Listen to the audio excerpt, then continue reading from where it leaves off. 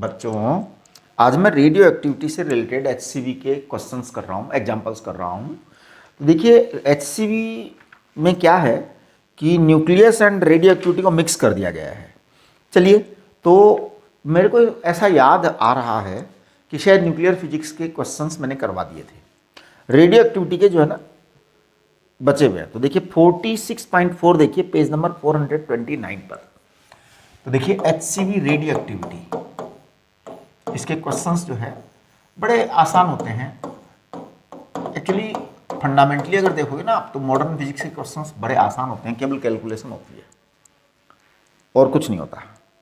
तो जैसे 46.4 देखिए आप पेज नंबर 400 क्या है 29 और एग्जाम्पल नंबर है 46.4। तो ये एग्जाम्पल है decay constant for the radio active nuclei 64 copper is this, find the activity of the sample containing 1 microgram of this. अच्छा, तो केवल 1 माइक्रोग्राम बताइए, हमें उसकी क्या चाहिए, एक्टिविटी चाहिए और इन्होंने डीके कांस्टेंट दे रखा है।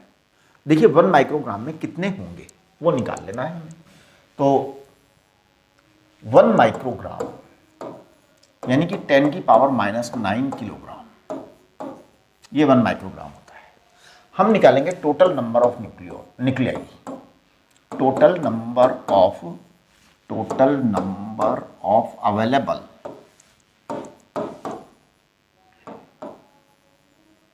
Nuclei, total number of available nuclei. देखो अगर मान लो, जैसे मैंने बहुत बार मैं इस तरह के सवाल लेता हूँ कि भाई अगर एक एप्पल मान लो 200 ग्राम का है तो 1 किलोग्राम में कितने एप्पल होंगे। एक एप्पल 200 ग्राम का, 1 किलोग्राम में 5 एप्पल होंगे। बस हमने मास को 1 के मास से डिवाइड किया तो हमारे को दे रखा है 10 की पावर -9 किलोग्राम, ये टोटल दे रखा है। अच्छा 64 जो है ना कॉपर का उन्होंने दे रखा है, जो रेडियो एक्टिव कॉपर है उसको 64 दे रखा है इन्होंने, राइट। तो 64 AMU atomic mass unit, atomic mass unit को कहते हैं 1.66 इंटू 10 की पावर -27, ये किलोग्राम आ गया। बस यही नंबर आएगा, यही नंबर आएगा। तो this is your number total. अब जरा मैं इसको कैलकुलेट कर लेता हूँ, या चलो थोड़ी देर बाद में कर लेंगे इसको कैलकुलेट। 1/64 इंटू 1.66 इंटू 10 की पावर व्हाट +18, ये आपके टोटल नंबर ऑफ न्यूक्लियाई हो गए अवेलेबल। बस एक्टिविटी चाहिए आपको, है ना। एक्टिविटी का मतलब होता है रेट ऑफ डिसइंटीग्रेशन, तो dN/dt इसको एक्टिविटी कहते हैं। और इसकी जो वैल्यू होती है वो लैम्डा इंटू एन होती है। लैम्डा आपको गिवन है, लैम्डा क्या गिवन है आपको, लैम्डा गिवन है 1.516 इंटू 10 कितना दे रखा है -5, ये आपको लैम्डा दे रखा है। एन आपको दे रखा है 10 की पावर 18/64 इंटू 1.66। चलिए जी, अब जरा कैलकुलेशन करिए। देखो हम सही कैलकुलेशन तो क्या करें हम, है ना। इसको मैं 60 कर देता हूँ नीचे वाले को, और उसको मैं काट देता हूँ ऐसे। देखो ये काटा मैंने, गलत किया, बिल्कुल गलत किया है ना। गलत तो करते ही हम। 13 10 की पावर 13 आएगा और इसको 64 कर दो, 64 कर दो इसको, नहीं सॉरी 60 कर दो, 60 कर दो, कम कर दो ना थोड़ा सा। भाई हमने एक चीज़ बढ़ाई तो दूसरी चीज़ कम कर दो, मतलब ये चीज़, अच्छा ये चीज़ बढ़ी है, यहाँ से हमने काट दिया, तो कुल मिलाकर के ये वैल्यू हमने घटा दी। हाँ तो थोड़ा सा बढ़ा दो, तो 10 की पावर 13 है, इसको आप 60 लिख दीजिए, 60 लिख दीजिए, है ना। जब आप इसको 60 लिख देंगे तो ये आ जाएगा आपका मेरे को लगता है 5/3, है ना। हाँ 5/3 अपॉन इंटू 10 की power 11, this should be your answer. पर सेकंड में आंसर आएगा, पर सेकंड 5/3। अच्छा इनको क्यूरी में आंसर चाहिए। देखिए एक बड़ी इंपॉर्टेंट बात है आपको, रेडियो एक्टिविटी की एक यूनिट होती है क्यूरी। तो क्यूरी यूनिट क्या है वो मैं बता दूं आपको। 1 क्यूरी, है ना, 1 क्यूरी जो है ना इसकी वैल्यू होती है 3.7 इंटू 10⁻10 डिसइंटीग्रेशन पर सेकेंड। हाँ, 1 क्यूरी, राइट। तो हम इसमें क्यूरी का भाग लगा देंगे तो हमारा आंसर आ जाएगा 5/3। 5/3 को मैं 1.66 लिख देता हूँ, है ना। 10⁻11/3.7 इंटू 10⁻10, राइट। तो अब ये आप देखो कितना आ जाएगा, मेरे को लगता है 5 पॉइंट कुछ आएगा, 5 पॉइंट या 4 पॉइंट कुछ आएगा, है ना। 5 पॉइंट तो नहीं आ पाएगा, 4 पॉइंट ही आएगा, है ना, समथिंग 4 पॉइंट समथिंग क्यूरी आएगा।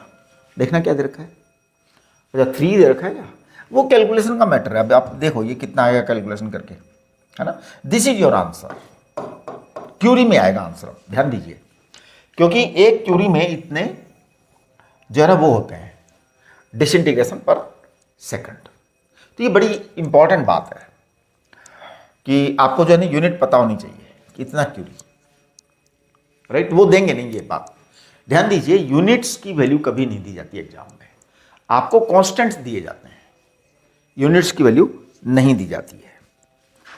तो कांस्टेंट्स भी कोई भरोसा नहीं भैया, याद थोड़ा सा जो है ना कुछ कुछ फिक्स कांस्टेंट्स होते हैं जो याद रख लेने चाहिए। अब देखिए 46.5 देखिए, so this is your answer, I think it will come 3 point something, है ना, 8 9 जो इन्होंने दे रखा ना वही आंसर आएगा। तो अच्छा, कैलकुलेशन का जहां तक अप्रोच है तो मेरे हिसाब से आपकी अपनी होनी चाहिए।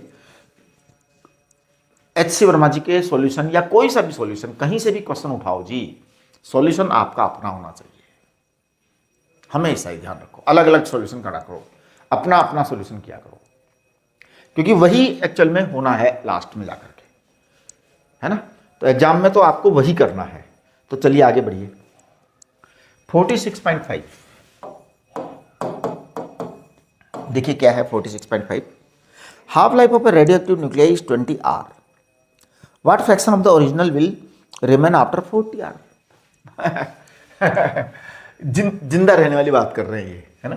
देखिए 20 आर हाफ लाइफ है, तो बेटा 20 आर हाफ लाइफ में आधा माल जिंदा आधा माल मुर्दा, 40 आर में 1/4 जिंदा एंड 3/4 मुर्दा।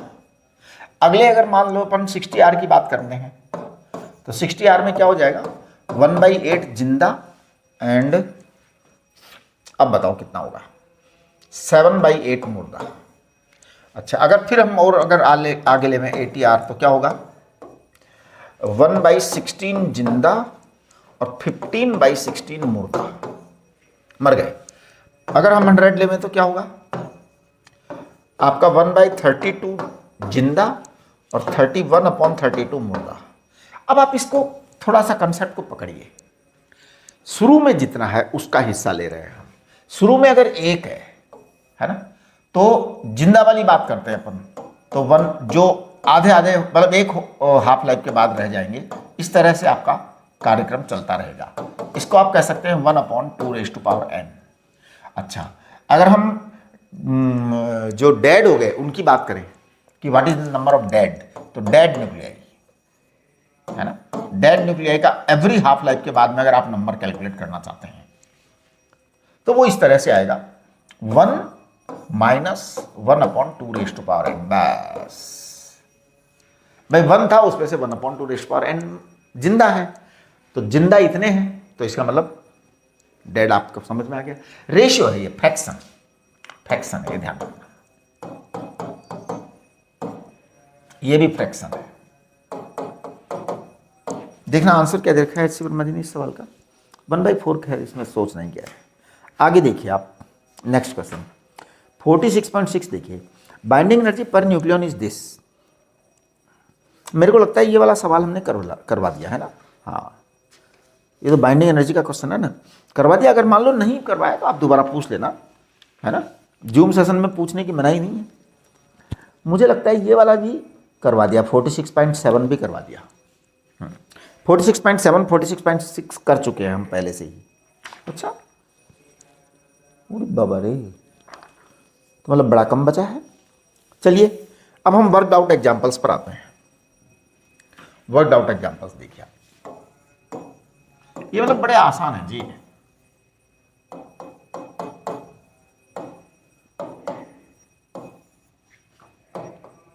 एक्चुअल में मैं आपको एक बात बताऊं, हम लोग बड़े भाग्यशाली हैं। भाग्यशाली कैसे हैं हम? हमारे घर के बिल्कुल सामने मंदिर है, तो कभी कभी वहाँ आरती होती है, कभी कभी वहाँ पे घंटियाँ बजती है। जैसे अभी आपको घंटी बजने की आवाज़ आ रही होगी, आरती होने की आवाज़ आ रही होगी, कुछ पूजा पाठ की आवाज़ आ रही होगी। तो इससे क्या है कि आने दो, हम वर्ड आउट एग्जाम्पल्स कर रहे हैं, लेकिन ये अगर आ रही है तो अच्छी बात ही है ना। तो अपन जो है एग्जाम्पल नंबर 1 कर चुके हैं, शायद एग्जाम्पल नंबर 2, एग्जाम्पल नंबर 3 कर चुके हैं, या ये रिलेटेड एग्जाम्पल किससे हैं?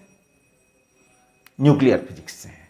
मैं अगर करने की ज़रूरत समझूंगा तो मैं देखता हूँ, देखें कोई सवाल ऐसा है क्या जिसको हमें करना चाहिए। एक मिनट ज़रा, वर्कड आउट एग्जाम्पल्स में क्वेश्चन नंबर 1 आपको कर लेना चाहिए अपने आप ही, है ना। पोटेंशियल एनर्जी जो है K(Q1 Q2 अपॉन R) होती है, ये तो प्राचीन काल की बातें हैं हमारी। तो मास आ जाएगा आपका, डिफरेंस निकालिए, आपको मास डिफेक्ट निकालना है। और फिर एक बात है ना, आपको मैंने बताया था 1 AMU, अगर इसको आप एनर्जी में कन्वर्ट करते हैं तो it becomes equivalent to 931 mega electron volt, ये आपको बताया था हमने। तो AMU को आप 931 से मल्टीप्लाई कर दीजिए, आपके आंसर आते रहेंगे हमेशा के लिए। तो मेरे को लगता है 2, 3 भी बहुत आसान है। Maximum energy that a beta particle emits, हाँ तो मतलब कुछ नहीं करना इसके अंदर।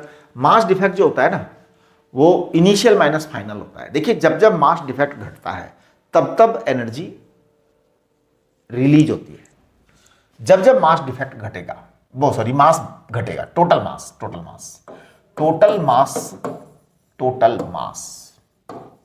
Decreases, total mass decreases. चलो मैं इसको थोड़ा ज्यादा अच्छे से लिखता हूं, है ना। IF इफ, ये बड़ी इंपॉर्टेंट बात है। इफ टोटल मास डिक्रीजेज, अगर टोटल मास डिक्रीज हुआ है, it means mass defect increases. Yes, total mass decrease हुआ, इसका मतलब मास डिफेक्ट इंक्रीज हुआ, ठीक है ना। अच्छा, मास डिफेक्ट जब इंक्रीज हुआ है तो देखिए क्या होता है। मास डिफेक्ट जब इंक्रीज होता है ना तो एक घटना घटित होती है, टोटल मास डिक्रीज हो गया, मास डिफेक्ट इंक्रीज हो गया, तो आपकी एनर्जी रिलीज होगी।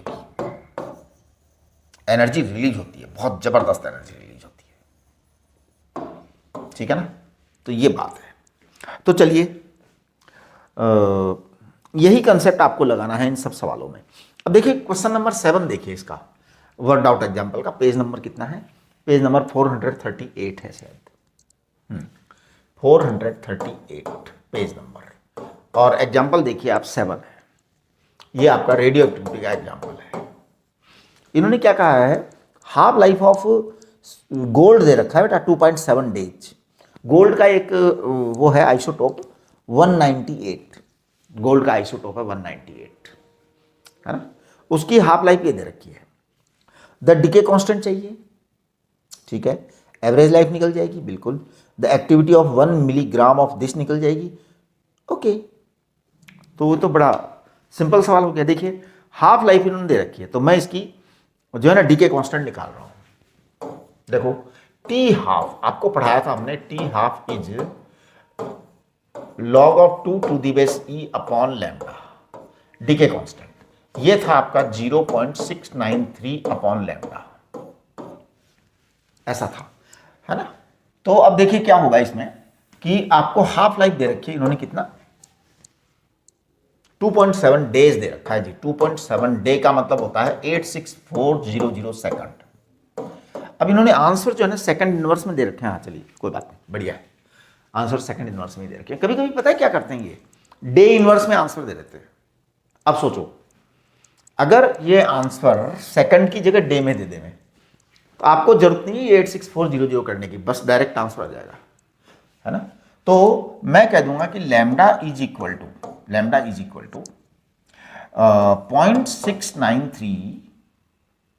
0.693 upon 2.7 days inverse, day inverse, ये डे इनवर्स है बेटा, डे इनवर्स, करेक्ट।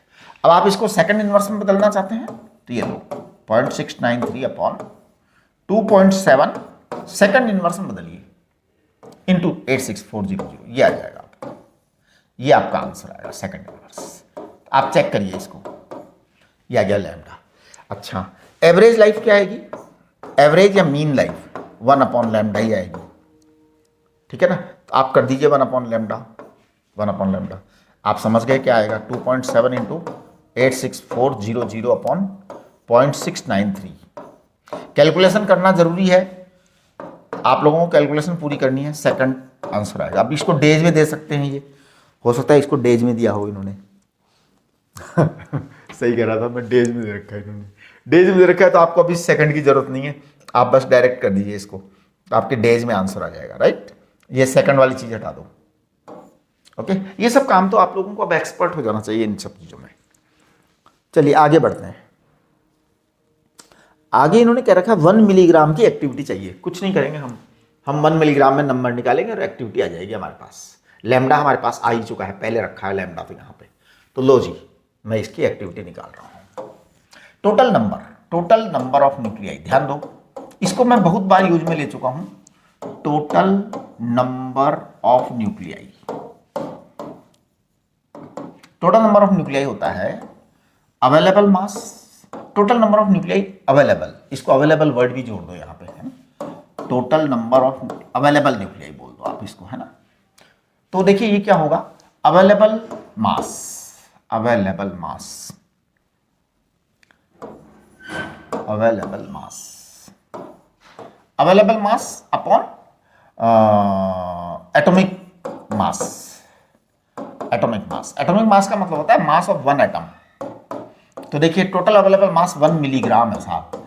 मिलीग्राम को आज की बात आज हम बोलते हैं 10⁻⁻6 किलोग्राम, है ना। चलिए एटॉमिक मास कितना है? एटॉमिक मास है 64 वो सॉरी कितना है 198 है शायद, गोल्ड है ना,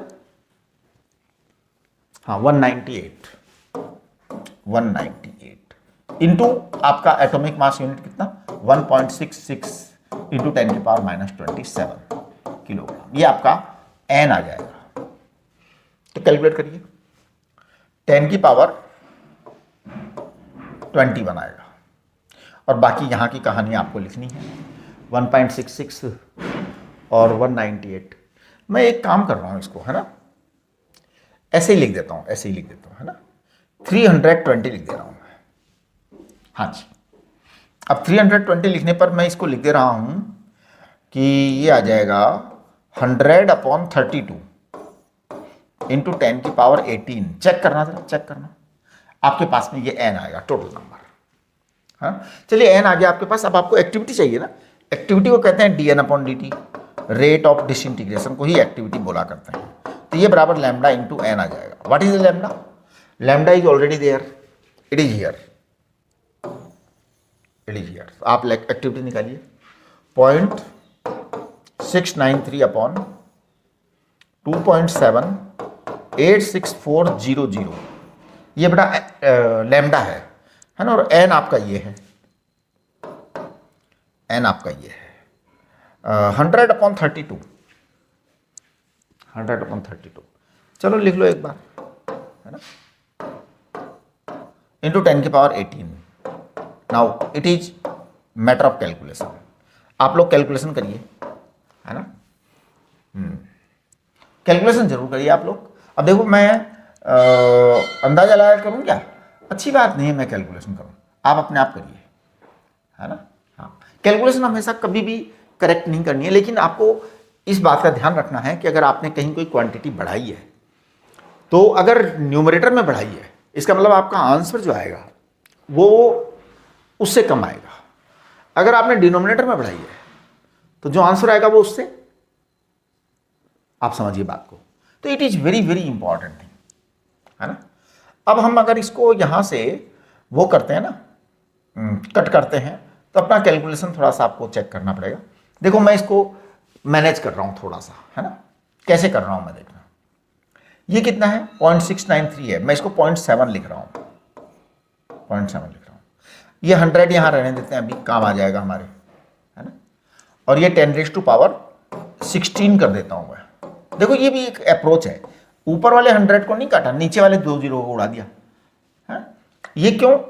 क्योंकि एक्चुअल में इनकी आवश्यकता नहीं है। ऊपर वालों को तो अभी हमें जो है ना उसको राउंड फिगर में बनाने के लिए जरूरत पड़ सकती है। 32 इंटू 864 ये सीन है, आप देखिए। अच्छा, अब ये 0.7 है और ये है, तो हमें इस तरह से मैनेज करना है जिससे कि चीज़ें सेट हो जाए आराम से। आराम से क्या करो, और कोई जल्दबाजी नहीं होती। हमारे पास पेपर में सफिशिएंट टाइम होता है। ध्यान दीजिए, जो आपका एग्जाम होने वाला है मेन एग्जाम, उसमें सफिशिएंट टाइम होता है। अब आप कहोगे सर सफिशिएंट टाइम होता है तो फिर हमें स्पीड बढ़ाने की क्या जरूरत है? मैं बताता हूँ आपको क्या करना है। स्पीड तो तेज रखनी है, स्पीड तेज आपको प्रयत्न नहीं करना है स्पीड तेज रखने के लिए। स्पीड तेज होनी चाहिए, ट्राई नहीं होनी चाहिए स्पीड तेज रखने की। आप कहेंगे हाँ बिल्कुल, आपकी गाड़ी चलाने की स्पीड तेज होनी चाहिए, मन में ये इच्छा नहीं होनी चाहिए कि मैं गाड़ी तेज चलाऊं। क्योंकि जब मन में हमारे वो चीज आती है ना, तब हम मेंटली जो है ना सिक हो जाते हैं। आपके मन में कुछ इच्छा नहीं होनी चाहिए, मन में जीतने की भी इच्छा नहीं होनी चाहिए, मन में हारने की भी इच्छा नहीं होनी चाहिए। मन को एकदम बिना इच्छा वाला रखो, फिर देखो सब काम आराम से होंगे। तो आप ऐसा करिए कि इसको ये कर दीजिए, जरा थोड़ा सा सेटलमेंट करना है। मैं इधर से थोड़ा सा घटा देता हूँ, उधर से थोड़ा सा बढ़ा देता हूँ, या हाँ ऐसा ही करो, इधर से थोड़ा घटा दो, उधर से थोड़ा बढ़ा दो, इधर से भी थोड़ा सा घटा दो, लेकिन ज़्यादा मत कर देना। एक्चुअल में देखो मैं बताऊँ आपको, बड़ी क्वांटिटी में लिटिल चेंज ज़्यादा इफेक्टिव होता है, छोटी क्वांटिटी में जो है लिटिल चेंज कम इफेक्टिव होता है। तो थोड़ा सा हमें है ना केयरफुली इन चीज़ों को करना चाहिए। जैसे ये 7t है और ये 10 की पावर 16 है, रहने दो उसको। अब मैं एक काम करता हूँ, इसको 2.7 लिख देता हूँ, इसको 3.2 लिख देता हूँ, इसको 8.64 कर देता हूँ। एक मिनट जरा, और इसको कितना आ जाएगा आप बताओ जरा? 10 की पावर 13 आ जाएगा आपके पास, राइट? ओके। अब ये 8 को अगर मैं 3 से करता हूँ तो 25 आते हैं, 24 आते हैं। अब ये 9 को 3 से करता हूँ तो 27 आते हैं। अब देखिए ये बड़ी इंपॉर्टेंट बात है, ये अगर 9 मान लूँ और 9 को 3 से करूँ तो 27 आता है, 27 आता है। अगर मैं 8 मान लूँ 3 से करूँ तो 24 आता है। इसका मतलब क्या होगा कि जब मैं इसको मल्टीप्लाई करूँगा तो ये लगभग 28 के आसपास आएगा, 28 के आसपास आएगा। ऐसा करने में मेरे को फायदा है क्योंकि मैं 7 से 4 को काट दूंगा। अच्छा, अब जब 7 को 4 से काट दूंगा तो देखो ये भी करूंगा तो मैं 108 के आसपास आएगा। तो चलिए मैं ऐसा करता हूँ, इस 7 को 4 से काट ही देते हैं, ठीक है ना? तो 7 को 4 से काटेंगे तो यहाँ पे आ जाएगा 10 और यहाँ पे आ जाएगा 4, करेक्ट?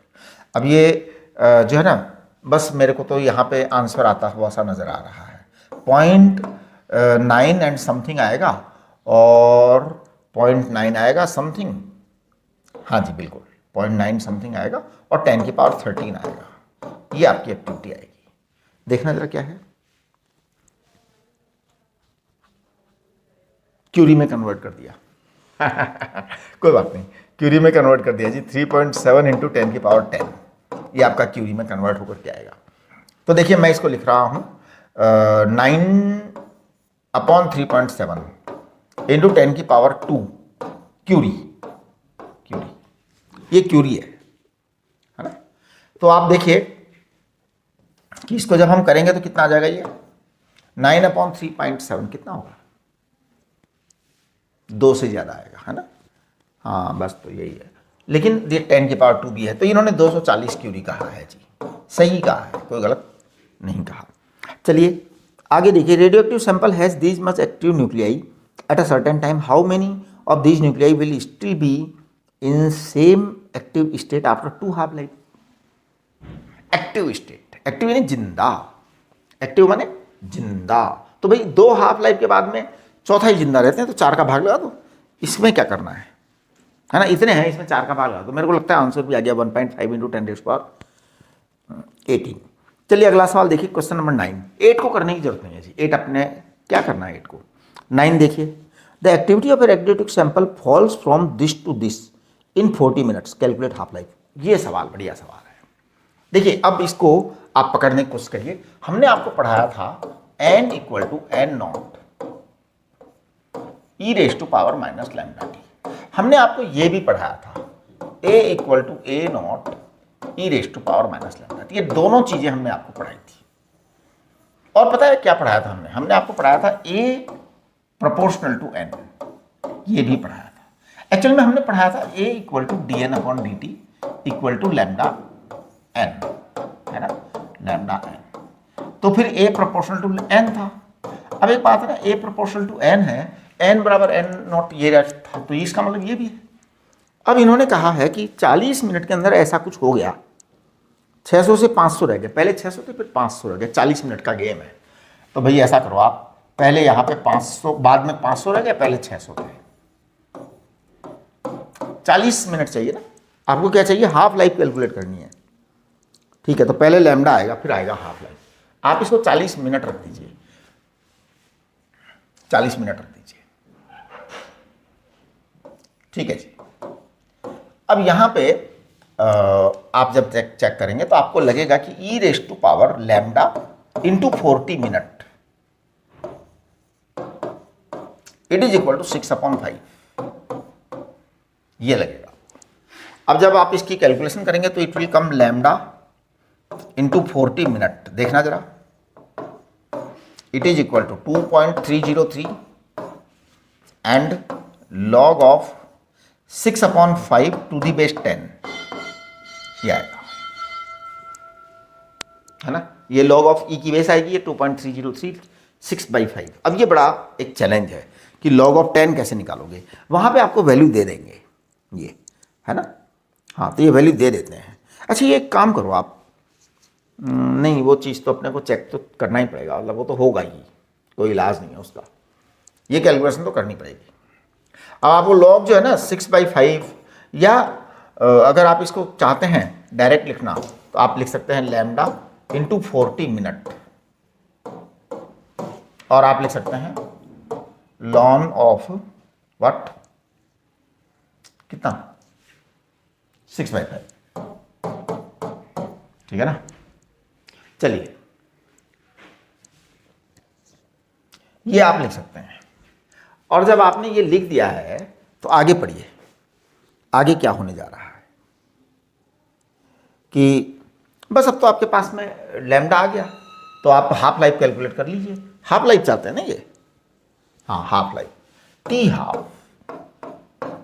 हाफ होता है 0.693 अपॉन लैम्डा। तो लैम्डा है lawn of 6/5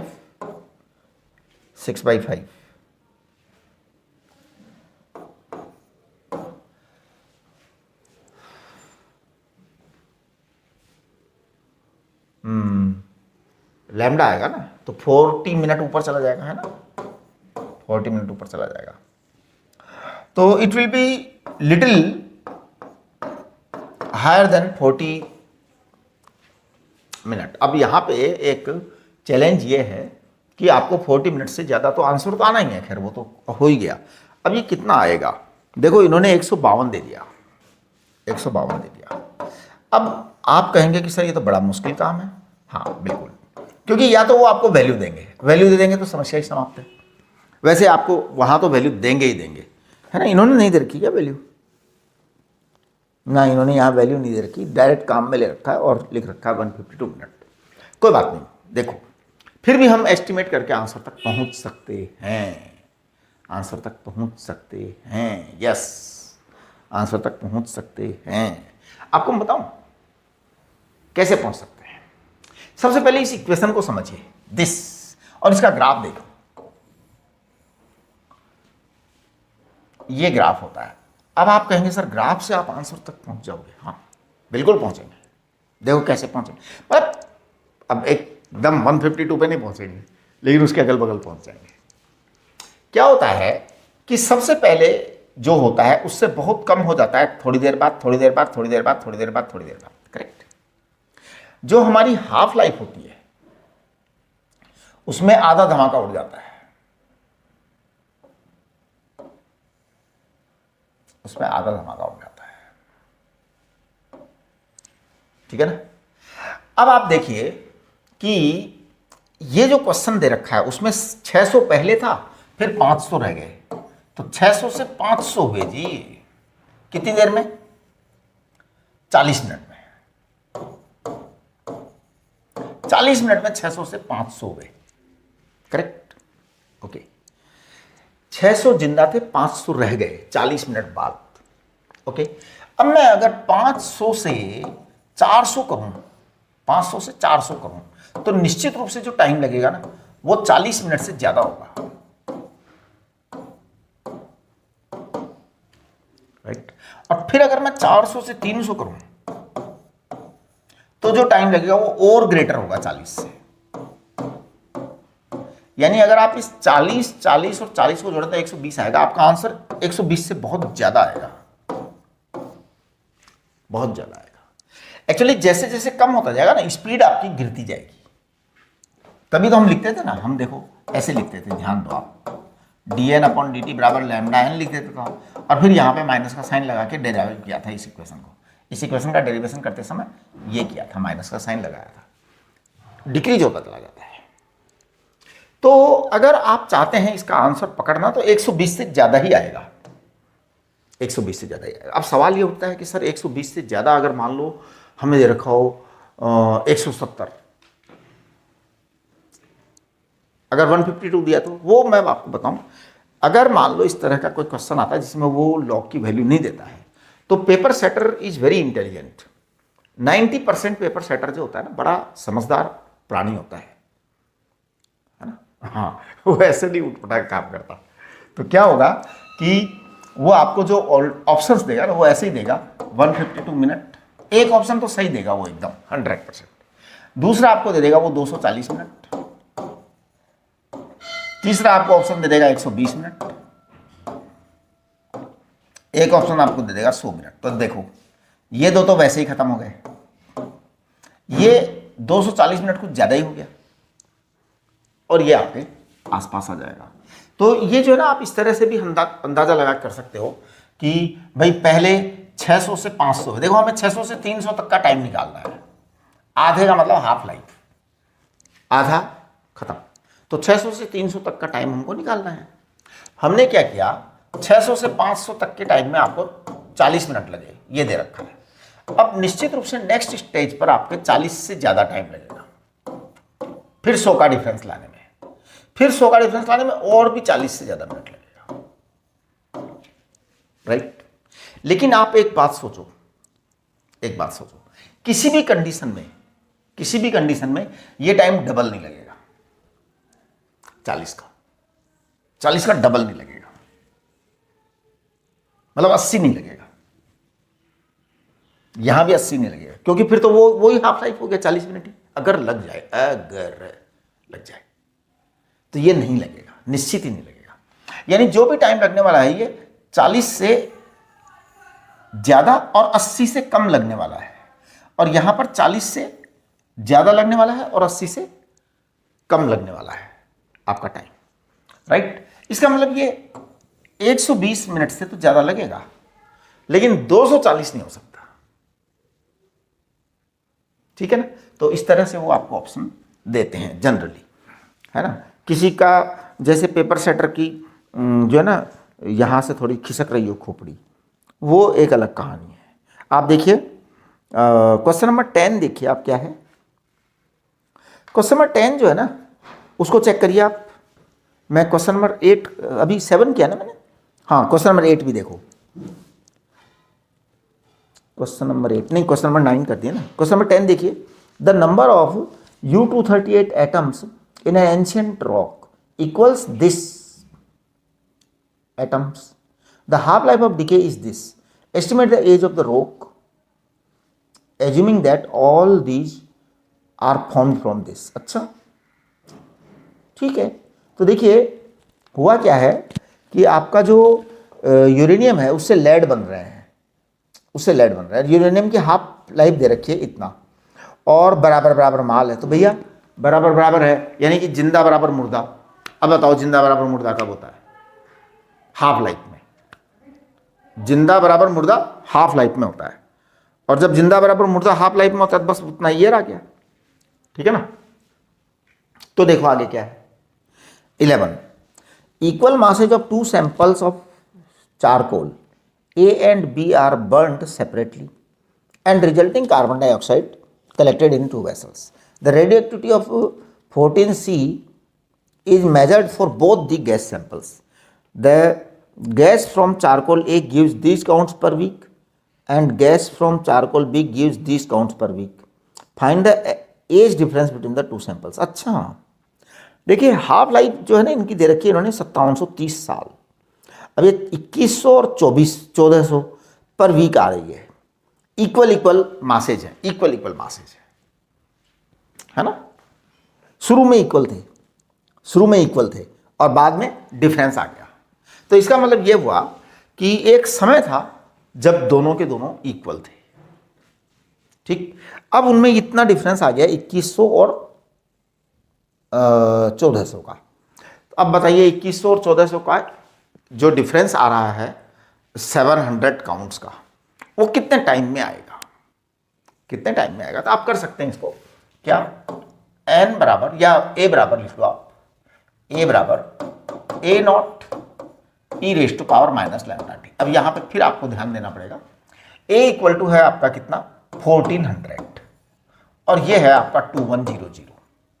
e raise to power minus lambda आपका हाफ लाइफ दे रखा है, तो बेटा लैम्डा आपका आएगा 0.693 अपॉन 5730 इंटू टी, ये आपका टाइम आएगा। बस this will be your answer, है ना। अब आपको ये करना होगा 2/3 हो जाएगा, ये 3/2 हो जाएगा। लो 3/2 equal to e raise to power, आप इसको है ना लैम्डा को जो है वैसे भी लिख सकते हो ln2 करके, या चलो कोई बात नहीं आप ऐसे लिख दो 0.693 अपॉन 5730 है क्या, या कुछ और दे रखा है कहीं, ऐसा ना हो कि कुछ और हो। 570, हाँ 5730 इंटू टी, ये आपको दे रखा है। अब देखो आप क्या होगा, अब आपका ये आ जाएगा 0.693 अपॉन 5730 इंटू टी बराबर लॉन ऑफ 3/2। अब देखिए वैसे तो जो है ना आपको अगर वैल्यूज दे रखी हैं तो कोई प्रॉब्लम नहीं है ना। इसकी आपको वैल्यू दे ही देते हैं, वैसे दे ही देते हैं 5730 इंटू लॉन 1.5 अपॉन 0.693। देखो बेटा एक बात मैं आपको बताऊं, एग्जामिनेशन हॉल में जब बैठते हो ना तो अपने साथ संपूर्ण हथियार लेके बैठा करो, सारे हथियार आपके पास होने चाहिए एग्जाम हॉल के अंदर। अब आप कहोगे हैं यस कैसे, कैलकुलेशन के व्यापार, इसका मतलब ये नहीं कि कल को आप एग्जाम हॉल में इस तरह हमारे सर ने तो कहा था, अरे नहीं भाई इसलिए नहीं, ये एक्चुअल में सारे आपके पास में औजार होने चाहिए, सारे टूल आपके पास होने चाहिए। टूल क्या है, टूल ये है कि आपको सबसे पहले तो ऑप्शन देखने हैं, 4 ऑप्शंस को चेक करना है। ऑप्शंस ध्यान से देखो, सारे ऑप्शंस ध्यान से देखो। अगर आपने ऑप्शंस को ध्यान से देख लिया ना तो आपका आधा काम तो हो गया, क्योंकि ऑप्शंस देखने के बाद आप फैसला कर सकते हो कि आप कितना बड़ा घोटाला कर सकते हो, अलाउड कितना बड़ा घोटाला है ना। ऑप्शंस देखने के बाद अंदाजा लग जाता है। कई बार तो बड़े बड़े घोटाले होते हैं 10-10 गुना तक के, तो कोई चिंता ही नहीं होती है ना। तो मस्त रह के कैलकुलेशन किया करो। एक चीज जरूर है कि ये हाफ लाइफ है, हाफ लाइफ मतलब आधा जिंदा आधा मुर्दा। एक है 2100 की वैल्यू और एक है 1400 की वैल्यू। अब देखो ये 2100 और 1400 ये निश्चित ही आधा नहीं है, आधे से बहुत ज्यादा है, आधे से बहुत ज्यादा है। तो ये आधा नहीं हुआ, यानी हाफ लाइफ नहीं है, यानी आंसर आपका जो भी आएगा ना वो 5730 ईयर से लेस ही आएगा आंसर। तो आपका जो आंसर आने वाला है वो ये चीज ज्यादा है आपके आंसर से। अब आंसर से कितना ज्यादा है, तो देखो मेरे को लग रहा है ये शायद 1.5 गुना रेशियो आ रहा है ना, 1.5 गुना रेशियो आ रहा है, 2 गुना नहीं आ रहा, मतलब इनिशियल वाला 2 गुना आ जाता तो आधा हो जाता, या आधा आ जाता तो मतलब आप समझिए वो आपका 66% है। तो ये इस तरह से आपका आंसर आ रहा है। अब आप देखिए इसमें क्या हो रहा है, यहाँ पे 5730 ग्रेटर देन, तो अपन इसका आंसर जो है ना 4000 के आसपास दे सकते हैं।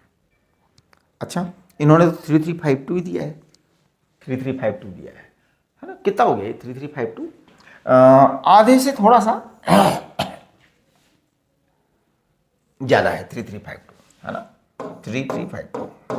तो अब ऐसा है ना कि आपको अगर ये वैल्यू दे देते हैं देन तो you try to do little calculation, तब भी ज़्यादा जोरदार नहीं करनी कैलकुलेशन। तो आपको ये ध्यान में रख के करना है कि किस तरह के गैप हैं यहाँ पे। अब आप कहोगे कि सर ये तो आपको आंसर पता लगा, नहीं तो आप 4000 दे ही रहे थे। हाँ, ऐसे बोल सकते हो ना कि सर आपने तो 4000 कह दिया था अप्रोक्सीमेटली आएगा, अब आपने तो आंसर देख करके फिर चेंज किया अपने आप को, ऐसे बोल सकते हो आप। देखो एक बात तो बिल्कुल किया, ऐसा ही मैं ऑप्शन देख करके भी करूंगा, इसीलिए तो मैंने कहा ऑप्शन को ध्यान से देखो किसी स्टेज तक आपको दे रखा है ना। तो ये देखो कि अब ये 3352 दे रखा है, तो यहां पे थोड़ा सा आपको एक चीज मैंने आपको कही होगी कि आप लॉन की कुछ वैल्यूज जो है ना लॉग वाली याद भी रखा करो, आपको अंदाजा रहेगा कि किस तरह से डिस्टेंस बढ़ती है घटती है, कितना चेंज आ जाता है ना। तो अगर ये आपको लॉन ऑफ 1.5 की वैल्यू और लॉन ऑफ 2 की वैल्यू पता हो तो देखो लॉन ऑफ 1.5 की value divide by lawn of 2 की वैल्यू, मैं कैलकुलेट कर रहा हूं अंदाजा, मैं वो सॉरी एक मिनट, मेरे पास में आज क्या बात है, मोबाइल नहीं है क्या, एक मिनट मैं आपको उसकी वैल्यू बताता हूं कि एक्चुअल वैल्यूज क्या होंगी, तो उसी रेशियो के अंदर आपका आंसर में डिफरेंस आएगा। एक मिनट बेटा,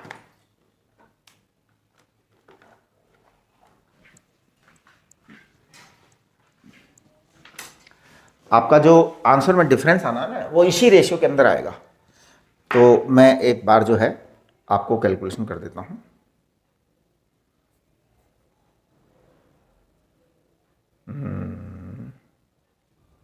कहाँ है कैलकुलेटर, हाँ जी, ये आपको जो है ना ये वैल्यूज या तो दे देते हैं। अब जैसे मैं बात कर रहा हूँ लॉन ऑफ 1.5, आ गया बेटा, it is there. Now I am dividing with ln of 2। हमारे पास ये 0.584 आ रहा है बेटा, 0.584 ये आ रहा है, ये आ रहा है, 585 लिख दो, 585 लिख दो। इसका मतलब आपका जो आंसर आने वाला है ना वो इसी रेशियो में आने वाला है, यानी कि 0.585 इंटू 5730 ये आंसर आएगा आपका।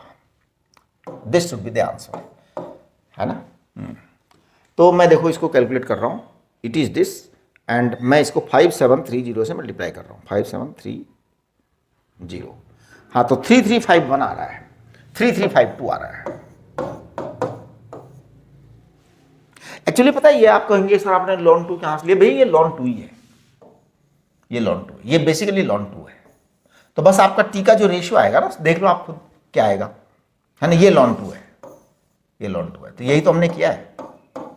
आपको अगर थोड़ा बहुत आइडिया रहता है तो ये कर सकते हो, और वहां पे वो देंगे वैसे आपको, तो ये वैल्यूज देंगे तो आपको दिखाई देगा कि क्या हो रहा है ना, तो आप पकड़ सकते हो आंसर को, है ना।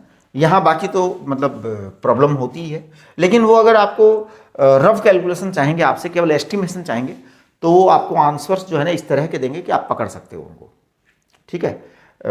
ज़्यादा गैप हो तो फिर थोड़ा सा आप सावधान रहना, वो 4000 नहीं देंगे आपको आंसर में, आंसर में आपको 4000 नहीं देंगे, आपको आंसर में इस तरह की चीज़ें देंगे, वो 5730 देंगे, 3352 देंगे, या आपको 1059 दे देंगे, इस तरह की चीज़ें देंगे, है ना। 4000 नहीं देंगे वो आपको आंसर में, क्योंकि उनको चाहिए भी नहीं ना वो चीज़, वो आपसे वो चीज़ जानना भी नहीं चाहते, और अगर देंगे ना तो फिर आपको वो वैल्यूज देंगे, ठीक है। चलिए आगे देखिए क्या है। अच्छा, ये 13 क्वेश्चन हो गया। 13 के बाद में आप देखो 12 क्वेश्चन जो है ना ये एक इंपॉर्टेंट है, देखो आप इसको पढ़िए क्वेश्चन नंबर 12 को, it is very important question. Example 12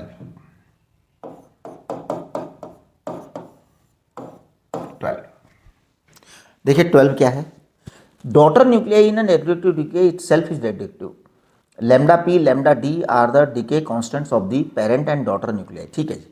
late N P and N D be the number of parent and daughter nuclei at time t, find a condition for which the number of the daughter nuclei becomes constant. अच्छा, अब देखो ये constant का बड़ा simple system है, पता है क्या कांस्टेंट बनने का सिस्टम। पॉपुलेशन कांस्टेंट कैसे हो सकती how can be the population constant? India की पॉपुलेशन कैसे कांस्टेंट हो सकती है बताइए? Constant population, we want a constant population throughout the 100, 400, 500 years. कैसे होगी कांस्टेंट पॉपुलेशन? जब जन्म लेने की दर मृत्यु दर के बराबर हो जाएगी, तब कांस्टेंट पॉपुलेशन हो जाएगी, है ना? यानी जो पेरेंट न्यूक्लियाई डिके हो रहा है वही डिके डॉटर का भी होना चालू कर दे। तो देखिए, decay of the parent is lambda parent N parent, और decay of the daughter is lambda daughter N daughter. बस ये दोनों बराबर हो जाए कि भाई देखो, पेरेंट मरता है तो डॉटर पैदा हो रही है ना? तो death of the parent, okay, death of the parent यानी कि डॉटर का मतलब बनना, है ना? तो death of the parent means birth of the daughter, है ना? Birth of the daughter. अब हम डॉटर को उतना ही कर दें, डेथ ऑफ द डॉटर के बराबर कर दें, तो बस फिर ठीक है, फिर तो नंबर बढ़ेगा ही नहीं ना, फिर तो नंबर बढ़ेगा ही नहीं। तो आपका ये कंडीशन होनी चाहिए, lambda P N P it is equal to lambda daughter and daughter. अच्छा, मैं बहुत आपको और जोरदार बताऊं, मैं आपको एक जोरदार बात बताऊं, बहुत जोरदार बता दूं। ये एन पी है ना, ये नंबर ऑफ क्या होगा अगर ये दोनों बराबर है, ये दोनों बराबर है, तो ये होगा मिनिमम रिक्वायर्ड पेरेंट न्यूक्लियाई, कि भैया कम से कम इतने होने चाहिए। और इसको बनाने के लिए ये एनडी जो है ना, ये मैक्सिमम रिक्वायर्ड डॉटर न्यूक्लियाई होगा। इससे ज्यादा होने पे पंगा हो जाएगा, फिर आपका बैलेंस नहीं बनेगा। आप सोचिए, हमें अपने देश की जन्म दर और मृत्यु दर को बराबर करना है, जिससे कि पॉपुलेशन कांस्टेंट बनानी है। पॉपुलेशन कांस्टेंट बनाने के लिए हमें क्या कार्यक्रम करने पड़ेंगे, what program we have to do. तो देखिए, पॉपुलेशन कांस्टेंट बनाने के लिए हमें एक बात का ध्यान रखना पड़ेगा कि कम से कम उतने पेरेंट्स हों कि जो जन्मदर है वो उनके मृत्यु दर के बराबर आए। ऐसा कब होगा? जब उतने कम से कम पेरेंट्स हों और उतने ज्यादा से ज्यादा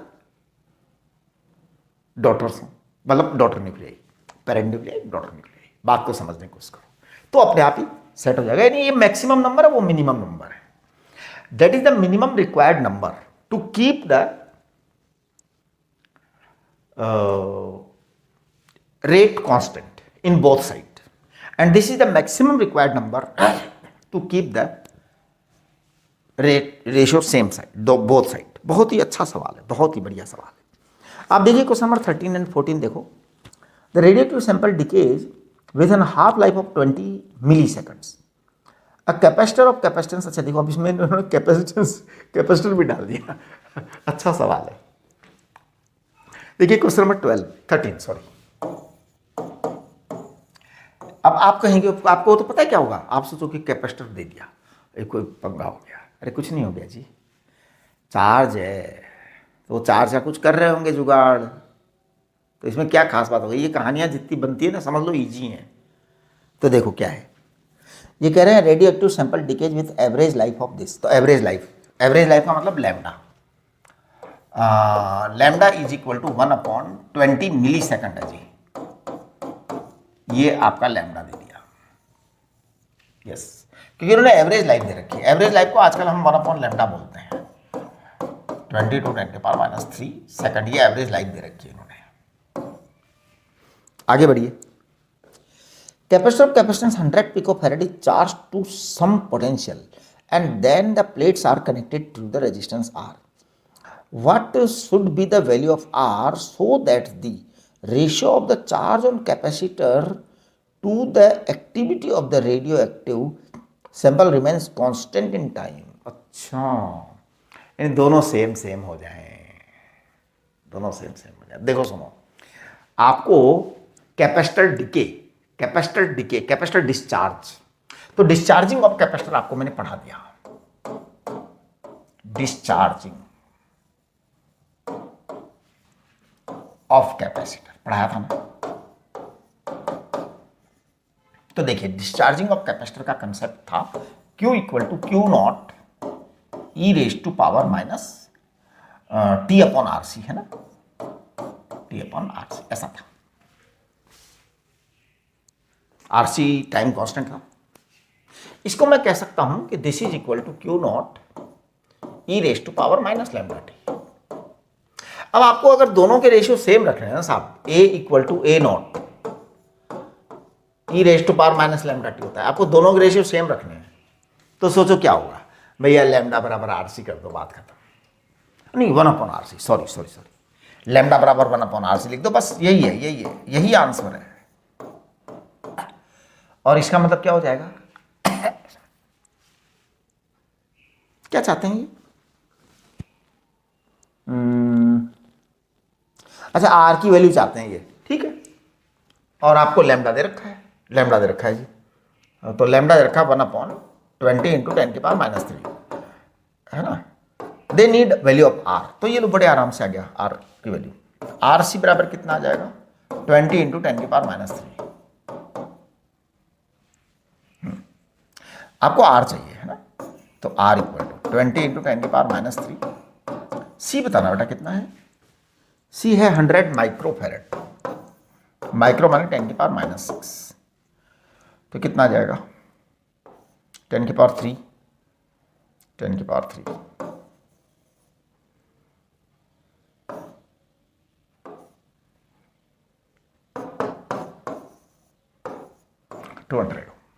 है ना।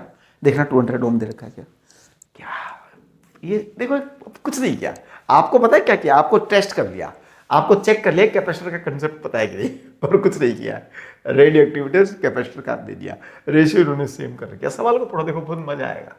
एक्चुअल में ये एंजॉइंग चीजें होती हैं। अब आप लोग एंजॉय नहीं करते, आप लोग उसको जो है ना मतलब प्रेशर ले लेते हैं दिमाग के ऊपर। 14 radio active nuclei can indicate 2 different, ये तो आपको करवाई दिए, है ना। तो ये सब चीज़ें आप कर लीजिए, और बाकी के सवाल भी आप लोग कर लीजिए, जल्दी से जल्दी करिए, तेज स्पीड से, ठीक है जी। चलिए, नमस्ते।